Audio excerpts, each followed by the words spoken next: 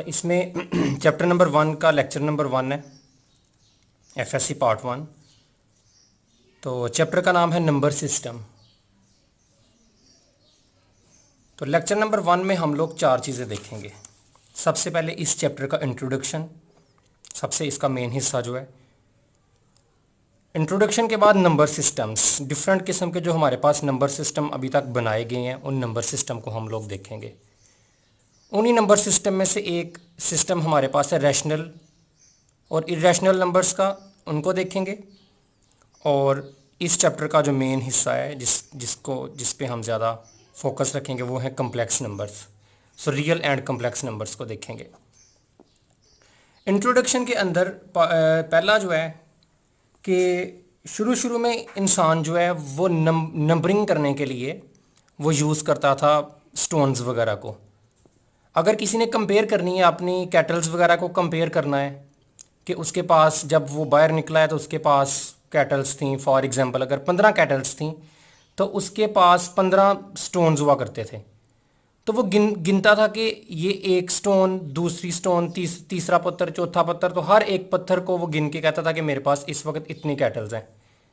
ठीक है, तो पत्थरों के साथ उसने गिनने का अपना सिलसिला शुरू किया। अगर किसी ने डेट्स, तारीख को गिनना है तो उसने हर दिन एक पत्थर रख देना है। एक पत्थर का मतलब है कि आज डेट 1 है, 2 पत्थरों का मतलब है कि आज डेट 2 है, 3 पत्थरों का मतलब ये है कि आज डेट 3 है। इस तरह से उसने जितने पत्थर रख दिए उसने उन पत्थरों को देख लेना उनकी तादाद कितनी है और उसको पता लग जाना कि आज ये डेट होगी। जिस तरह की भी उसने काउंटिंग करनी, वो पत्थर्स वगैरह का जो है वो इसी तरह की चीज़ों का जो है वो यूज़ करता था। 5000 BC के अंदर, ये एमसीक्यूज़ के पॉइंट ऑफ व्यू से तो इतना इंपॉर्टेंट नहीं है, लेकिन फिर भी अगर डेट वो पूछ भी सकता है। इजिप्ट के अंदर लोगों ने, मिस्र के अंदर लोगों ने बेस 10 की नोटेशन को यूज़ करना शुरू किया। उन्होंने कहा ये वाली नोटेशन यूज़ कर ली जाए 10 के लिए, और ये वाली नोटेशन कुछ इस तरह से करके उन्होंने नोटेशन यूज़ की फॉर 100। ये वाली यूज़ की उन्होंने 10 के लिए और ये वाली यूज़ की उन्होंने 100 के लिए। और इसको उन्होंने यूज़ किया, दिस इज़ 1, ये 2, ये 3, ये 4, 1 2 3 4 और ये 5। ठीक है, 5वीं लाइन के ऊपर। सो 1 2 3 4 5, 10 और 100। अगर वो 6 करना है तो 5 के बाद एक और इसको लगा दिया जाएगा तो ये बन जाएगा 6। लेकिन जब 7 पे आएगा तो 5 के साथ ये वाला 2 मज़ीद ऐड कर दिया जाएगा, 2 और। लेकिन जब 10 पे आएंगे तो 10 के लिए ये वाला उल्टा यू उन्होंने यूज़ करना शुरू किया, इंटरसेक्शन टाइप का। 100 के लिए अगर आप किसी ने उनमें से लिखना होता 501 तो वो क्या करते, इस सिंबल को यूज़ करते। ये हो गया 100, ये हो गया 200, ये हो गया 300, ये 400 और ये 500। तो 500 पूरे हो गए। उसके बाद 1 है तो एक साथ 1 डाल देते, तो इसका मतलब है 501। ठीक है, 500 ये है और 1 ये है। अगर किसी ने 513 लिखना होता तो 513 के लिए वो लिखते 100, 200, 300, 400, 500, 1 2 3 4 5। उसके बाद 513 है, यानी कि 10 + 3 है, तो 10 के लिए ये वाली सिंबल, ये हो गया 510, और उसके बाद 1 2 3, तो ये हो गया 513। इस तरह से वो 513 लिखते, जो कि एक यानी कि मुश्किल काम था। यानी कि अगर हमें एक बड़ा नंबर लिखना पड़ता है, लेट्स से कि मिलियंस के अंदर हम कोई नंबर लिखना चाहते हैं, तो ये सिंबल्स को बार बार हमें रिपीट करना पड़ता, जो कि डेफिनेटली एक टफ टास्क है। उसके बाद बहुत सारे सिस्टम्स इंट्रोड्यूस करवाए गए, लेकिन उनको साथ साथ जो वो रिजेक्ट किया जाता रहा। इसी तरह के डिफरेंट लोगों ने अपनी काउंटिंग के लिए, लोग काउंटिंग करना चाहते थे, उन्होंने सिस्टम इंट्रोड्यूस करवाए और अल्टीमेटली फिर हम लोगों ने ये वाला सिस्टम अडॉप्ट कर लिया। 1 2 3 4 5 6 7 8 एंड 9। इस सिस्टम को अडॉप्ट किया गया काउंटिंग करने के लिए। तो यानी कि ये एक तरह से नोटेशंस हैं। हमने कह दिया कि भाई 6 ऐसा होगा, अगर 6 हमने कहा ना 6 कैटल्स हैं तो उसको इस तरह से डिनोट किया जाएगा, बस जिस तरह डिनोट कर दिया गया हम लोगों ने इसी तरह इसे अडॉप्ट कर लिया। ये नहीं कि 6 इस तरह क्यों था, 5 इस तरह क्यों था, 7 इस तरह, ये इस चीज़ को हम लोगों ने नहीं देखना। जैसे उन लोगों ने तो इसे काउंटिंग नंबर का नाम दिया गया कि हम काउंटिंग के लिए इनको यूज़ करते हैं, बाद में इनको जाके नेचुरल नंबर का नाम भी दे दिया गया इन्हीं काउंटिंग नंबर्स को। आमतौर पे इंडियन कहते हैं कि हमने इसको इंट्रोड्यूस करवाया था। सो हम इसको आमतौर पे एन के साथ बाद में हमने इसको डिनोट करना शुरू कर दिया, एन फॉर नेचुरल नंबर, कुदरती अदाद। ठीक है, ये नहीं कि हम जो कुदरत के अंदर चीज़ें हैं हम उनको काउंट करने के लिए इनको यूज़ करते थे। लेकिन इनमें एक प्रॉब्लम थी। प्रॉब्लम हमें तब आई कि जब हमने कहा 1 से 9 तक तो हम चीज़ें काउंट कर सकते हैं, लेकिन कोई ऐसा पर्सन भी होगा जिसके पास कोई एक भी कैटल नहीं होगी। ठीक है, जैसे कि अगर उन्होंने कहा कि इस इक्वेशन को अगर सॉल्व किया जाए x+2 इज इक्वल टू 2, तो इसका आंसर क्या आएगा x+2 इक्वल टू 2। ये 2 उधर जाके माइनस होगा, 2 - 2, 2 2 से कैंसिल, तो x किसके इक्वल आ गया 0। लेकिन 0 इसमें तो कहीं भी मौजूद नहीं है। 0 का मतलब है कि उसके पास कोई भी उस वक्त कैटल मौजूद नहीं है, तो वो इसमें से तो नहीं बता सकता। तो इसलिए हमने कहा कि इन नंबर्स के अलावा हमें इनमें 0 को भी शामिल करना चाहिए। सो हमने क्या किया, हमने एक नया सिस्टम बना दिया 0 को शामिल करके, जिसको हमने नाम दे दिया होल नंबर्स का, और हमने उसको W से डिनोट कर दिया 0 1 2 3 4 5 6 7 8 9 एंड सो ऑन। तो हमने इसको होल नंबर का नाम देना शुरू कर दिया। लेकिन हमें इसमें भी डिफ़िकल्टी आई। हमने कहा अगर मेरे पास इस तरह की इक्वेशन आ जाए x+3 इज इक्वल टू 2, कि जैसे कुछ चीज़ें आपके पास हो सकती हैं, इसी तरह आप उनमें नेगेटिव में भी जा सकते हैं। कोई बंदा किसी से लोन लेता है, उसको दे नहीं पाता, तो उसके ऊपर नेगेटिव अमाउंट आ जाती है। या अगर किसी मैच के अंदर हम नेगेटिव स्कोरिंग या पेपर एंट्री टेस्ट के अंदर अगर हम नेगेटिव मार्किंग के एक MCQ उसके गलत करता है और कोई भी ठीक नहीं करता, तो उसके नेगेटिव मार्क्स आएंगे। तो उस नेगेटिव मार्किंग के लिए जब नेगेटिव आंसर आना शुरू हुए, यानी कि 3 को उधर जाके जब माइनस किया जाएगा 2 - 3, तो आंसर आएगा -1। तो -1 इसमें शामिल नहीं था। हमने कहा जितने नंबर पॉजिटिव हैं उतने नंबर नेगेटिव भी होने चाहिए, कि जो पॉजिटिव आंसर आ सकते हैं उसी तरह से नेगेटिव आंसर भी आ सकते हैं। सो हमने इंट्रोड्यूस करवाया z के साथ उनको। हमने कहा एक सेट z वाला होना चाहिए, तो z को हम लोगों ने इंट्रोड्यूस करवाया। हमने कहा कि 0 के साथ 1 है तो साथ -1 भी कर लो, +2 है तो साथ -2 भी कर लो, +3 है तो साथ -3 भी कर लो, एंड सो ऑन। इसको हमने नाम इंट्रोड्यूस करवाया z के साथ, और हमने इसको आई थिंक कि एक जर्मन मैथमेटिशियन था जिसका नाम था ज़ेहलन, उसके नाम से हम इसको आमतौर पे तो हम इनको इंटीजर्स बोलते हैं। जैसे ये नेचुरल नंबर थे पहले, फिर होल नंबर आए 0 से शुरू करके, और उसके बाद इंटीजर्स आए। हम बोलते तो इनको इंटीजर्स हैं, लेकिन डिनोट इसको हम जी से करते हैं, जो कि एक मैथमेटिशियन का नाम था, उसने अपने नाम से। कुछ जगहों पे इसको आई से भी डिनोट कर दिया जाता है, आई फॉर इंटीजर्स। तो इसमें सारे के सारे ये होल नंबर ही हैं, लेकिन इसमें नेगेटिव नंबर भी शामिल है। अब MCQs वो किस तरह से पूछता है, MCQs वो ये पूछता है कि every integer is a dash. Her integer जो होता है वो क्या होता है, वो 4 ऑप्शन दे देता है। वो कहता है होल नंबर, प्राइम नंबर, या रैशनल नंबर, या रियल नंबर, इस तरह से। हर इंटीजर जो है वो होल नंबर नहीं होता। ठीक है, every integer is not a whole number, क्योंकि 0 एक होल इंटीजर है और ये होल नंबर भी है। 1 एक इंटीजर है और 1 एक होल नंबर भी है। लेकिन -1 एक इंटीजर है, लेकिन -1 होल नंबर नहीं है। सो हर इंटीजर होल नंबर नहीं होता, लेकिन हर होल नंबर इंटीजर ज़रूर होता है। सो आगे वाला पीछे वाले सेट में लाई कर रहा होता है। हर इंटीजर होल नंबर होता है, सॉरी, हर होल नंबर इंटीजर होता है, लेकिन हर इंटीजर होल नंबर नहीं होता। जैसे कि 6 एक होल नंबर है, और 6 हमारे पास 3 के बाद 4 आएगा, 4 के बाद 5, 5 के बाद 6, ±4 ±5 ±6 +-7 एंड सो ऑन। तो ये जितने नंबर इसमें हैं वो सारे के सारे इसमें भी पड़े होंगे, यानी कि हम इन शॉर्ट ये कह सकते हैं कि होल नंबर जो हैं ये सबसेट होते हैं जी का। जितने होल नंबर हैं वो सारे के सारे इंटीजर्स में पड़े होते हैं, लेकिन जितने इंटीजर्स हैं वो सारे के सारे होल नंबर में नहीं पड़े होते। इसी तरह से हम ये भी कह सकते हैं कि नेचुरल नंबर सबसेट होते हैं होल नंबर का। हर नेचुरल नंबर जो है वो होल नंबर होता है। Every natural number is a 1 natural है, होल नंबर भी है, 2 नेचुरल है, होल नंबर भी है, 3 नेचुरल है, होल नंबर भी है, एंड सो ऑन। लेकिन हर होल नंबर नेचुरल नंबर नहीं होता, क्योंकि 0 होल नंबर है लेकिन नेचुरल नंबर नहीं है। सो ये पीछे वाले सेट में नहीं लाई करता, आगे वाला सेट जो पीछे वाला सेट था उसी को हमने थोड़ा सा बड़ा किया होता है। सो वो वाला सेट सारा, जब होल नंबर आ गए तो नेचुरल नंबर का हमें कोई फ़ायदा ना रहा, क्योंकि वो तो सारे के सारे इसमें आ गए। इसलिए जब होल नंबर आ गए तो हमें होल नंबर का कोई फ़ायदा नहीं रहा, वो सारे के सारे इंटीजर्स में जो मौजूद हैं, तो हम इंटीजर्स की बात ही कर रहे थे। इसलिए किसी भी अच्छी बुक के अंदर कभी भी आपको नेचुरल नंबर का जिक्र बहुत कम मिलता है। वो कह देता है पॉजिटिव इंटीजर्स। पॉजिटिव इंटीजर से मुराद है +1 +2 +3, तो वो होल नंबर ही बन जाते हैं। या वो कह देता है non negative integer. Non negative से क्या मुराद है? जो नेगेटिव नहीं है, तो उसमें 0 भी आ जाता है। नॉन नेगेटिव में 0 भी नेगेटिव नहीं होता। सो नॉन नेगेटिव का मतलब होता है होल नंबर, और पॉजिटिव इंटीजर्स का मतलब होता है नेचुरल नंबर। सो हम नेचुरल की बात कभी नहीं करते, होल नंबर की बात कभी नहीं करते।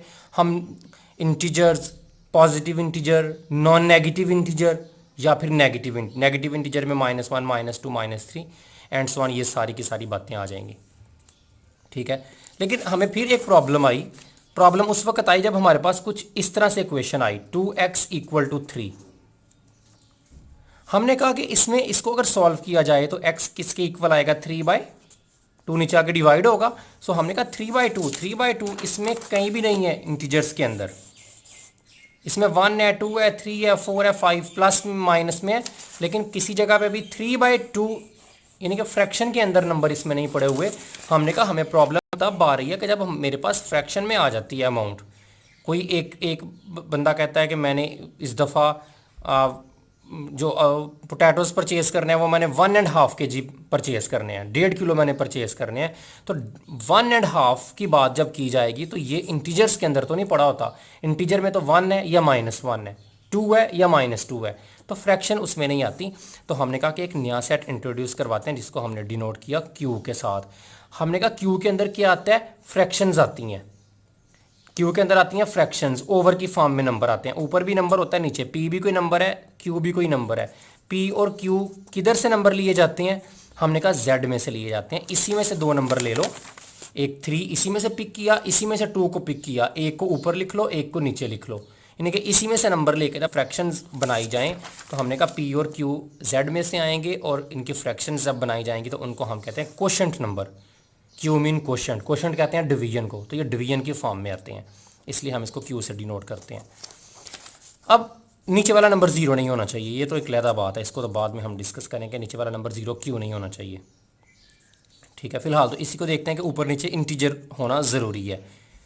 तो हम इधर से इससे ये मुराद लेते हैं कि ये वाला नंबर जो होगा 3/√2, इसको हम फिलहाल डिस्कस नहीं कर रहे, ठीक है। हम उन नंबर्स को डिस्कस कर रहे हैं जिसमें ऊपर भी इंटीजर और नीचे। अब 3 तो इंटीजर में आता है, लेकिन √2 जो नीचे वाला नंबर है ये इंटीजर में नहीं आता, तो मैं इसको फिलहाल डिस्कस नहीं कर रहा। मैं इस तरह के नंबर्स को डिस्कस कर रहा हूँ कोशेंट नंबर्स के अंदर, जब दोनों नंबर जेड में से लिए जाएंगे। तो हमने कहा कि अब हर जो इंटीजर है, जैसे कि 3 इसमें इंटीजर है, तो 3 इंटीजर जो है, तो हम इस 3 को क्या लिख सकते हैं? हम इसको लिख सकते हैं, 3 को लिख सकते हैं 3/1। 3/1 लिखने का मतलब है कि ऊपर भी इंटीजर है 3, नीचे भी 1 भी इंटीजर है, तो ये फ्रैक्शन की फॉर्म में भी आ गया है। इसलिए 3 जो होगा इसको 3/1 चूंकि हम लिख सकते हैं, इसलिए ये भी इसी सिस्टम के अंदर शामिल होगा अपने फ्रैक्शन के बिहेवियर की वजह से। तो 3 तो इंटीजर था, तो ये फ्रैक्शन के नीचे 1 डाल के इसके अंदर भी आ रहा है, इसका मतलब है कि जी सबसेट होगा क्यू का। हर इंटीजर जो है उसके नीचे खुद से अगर 1 लगा लिया जाए तो वो फ्रैक्शन की फॉर्म में बन जाता है। हर इंटीजर जो होता है वो रैशनल होता है। Every integer is a rational. लेकिन हर रैशनल जो है वो इंटीजर नहीं होता, क्योंकि अगर एक रैशनल की बात की जाए 4/7 की, तो 4/7 जो है ये मेरे पास रैशनल नंबर तो है, क्योंकि ऊपर भी इंटीजर है नीचे भी इंटीजर है, लेकिन ये रैशनल तो है, लेकिन ये z के अंदर नहीं पड़ा हुआ, z के अंदर 4/7 नहीं है, इसलिए हर रैशनल जो है वो इंटीजर नहीं होता। तो अब हम एक नई बात पे पहुंच गए हैं कि नेचुरल नंबर सबसेट है होल नंबर का, होल नंबर सबसेट है इंटीजर्स का, और इंटीजर सबसेट है रैशनल नंबर्स का। ठीक है, तो ये मेरे पास एक नोटेशन बन गई सबसेट्स की पूरी। अब इसमें हम मज़ीद आते हैं, हमने कहा कि अगर एक क्यों ना ऐसा सेट बना लिया जाए जो हमें पिछले सेट्स की ज़रूरत ही ना पड़े, हम उसी एक सेट से काम चला लें। तो हमने क्या नाम दे दिया उसको, सेट ऑफ रियल नंबर्स का। हमने कहा रियल नंबर्स क्या होंगे, हमने कहा जितने भी नंबर पीछे हम डिस्कस करके आ चुके हैं, natural, whole number, integers, rational, सारे के सारे उठाओ, एक बॉक्स में डाल लो और पूरे उस बॉक्स को नाम दे दो रियल नंबर। यानी कि मैथ्स में हम अभी तक एओटा वाले नंबर्स को अगर हम स्टडी नहीं हमने अभी तक किया, तो एओटा वाले नंबर्स को छोड़ के बाकी जितने भी नंबर हैं, चाहे वो नेचुरल हैं, चाहे वो होल हैं, चाहे वो इंटीजर हैं, चाहे वो रैशनल हैं, चाहे वो इरैशनल हैं, उन सब को मिला के हम नाम दे देते हैं रियल नंबर्स का। तो हम कहते हैं कि रियल नंबर फिर कैसे बनते हैं, ये सारे तो डालने ज़रूरी नहीं है, नेचुरल को डालना ज़रूरी नहीं है, होल को डालना ज़रूरी नहीं है, इंटीजर्स को डालना, क्योंकि ये सारे तो इसके अंदर पड़े हुए हैं। हर नेचुरल रैशनल होता है, हर होल रैशनल होता है, हर इंटीजर रैशनल होता है। तो रियल नंबर के अंदर क्या पड़े होते हैं, एक तो रैशनल नंबर। रैशनल नंबर जब हमने कह दिया तो पिछले सारे नंबर खुद ब खुद हमने इसका मतलब है कंसिडर करिए यूनियन। इसके अलावा कौन से पड़े होते हैं, एक ऐसे नंबर्स पड़े होते हैं जिनका रैशनल के साथ कोई तल्लक नहीं है, उनको हम कहते हैं क्यूब कंप्लीमेंट, इरैशनल नंबर। यानी कि रैशनल और इरैशनल के मिलने से मेरे पास क्या बन जाते हैं, रियल नंबर। इरैशनल नंबर हमें कैसे हमने इंट्रोड्यूस करवाए, रैशनल तो हमने फ्रैक्शन की वजह से करवाए। हमने कहा अगर एक्स स्क्वायर इक्वल टू 2 आ जाए, फॉर एग्जांपल इसका सोल्यूशन निकाला जाए x square equal to square root of 2, तो मेरे पास एक्स इक्वल आ जाएगा स्क्वायर रूट ऑफ 2, इसके नीचे खुद से 1 लिख सकते हैं। ये ओवर की फॉर्म में तो है, लेकिन ओवर के नीचे इंटीजर है, ओवर के ऊपर वाला नंबर जेड में से नहीं है। हमने कहा था ऊपर वाला नंबर भी और नीचे वाला नंबर भी जेड में से होना चाहिए था। तो जब ऊपर या नीचे कोई नंबर जेड में से ना हो फ्रैक्शन में, तो हम उस नंबर को रैशनल नहीं कहते, हम उसको इरैशनल कहते हैं। तो रियल नंबर में एक तो रैशनल आ जाते हैं, दूसरा वो नंबर आ जाते हैं जो रैशनल नहीं होते, जो ऐसी फ्रैक्शंस बनाते हैं कि फ्रैक्शन के ऊपर या फ्रैक्शन के नीचे इंटीजर नहीं पड़ा होता। तो इन दोनों के मिलने से मेरे पास बन जाता है रियल नंबर। तो इसमें ये मेरे पास सारे का सारा नंबर सिस्टम बनता है इसमें नंबर्स के अंदर। और अब हम एक सेट लिखते हैं इवन नंबर्स का।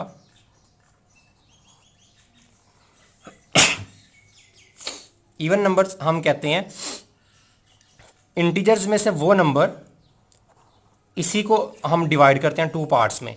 हम कहते हैं 0 +-2 +-4 +-6 and so on.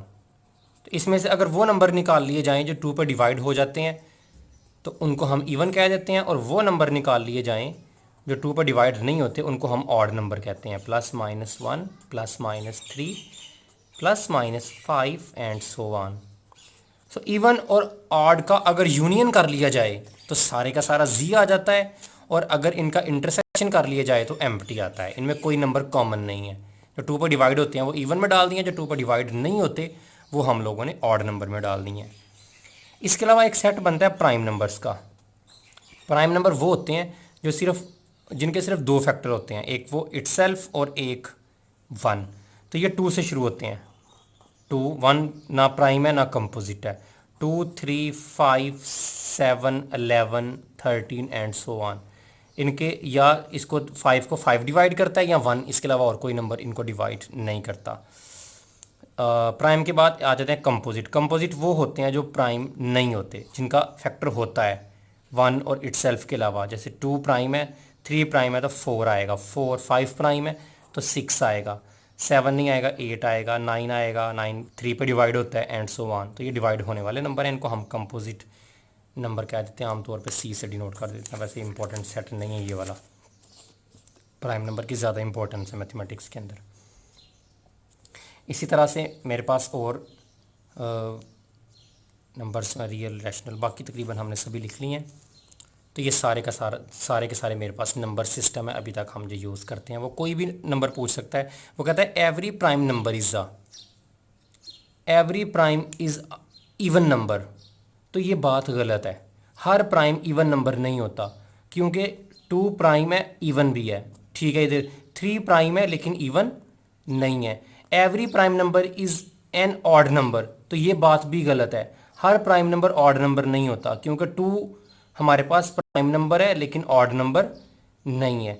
So prime number odd नहीं होता, प्राइम नंबर इवन नहीं होता। Every prime number is a real number, तो हर प्राइम नंबर रियल नंबर होता है, क्योंकि रियल नंबर के अंदर तो सारे पिछले सेट आ जाते हैं, तो प्राइम नंबर भी आ जाएंगे। तो ये बात उसकी सही है, ये उसने पास्ट पेपर में एमसीक्यूज पूछा हुआ है, चेक कर लेना है कि वो कौन से किस सेट की बात कर रहा है, ठीक है। तो उस सेट के मुताबिक उसको एमसीक्यूज का जो वो आंसर दिया जाएगा। ओके, रैशनल और इरेशनल की डेफिनेशन को आप देखते हैं, ये वेरी वेरी इंपॉर्टेंट इसका टॉपिक है। उसके बाद हम रियल और कम्प्लेक्स नंबर को देखेंगे। ओके, इसको देखते हैं अगले लेक्चर के अंदर, लेक्चर नंबर 2 में।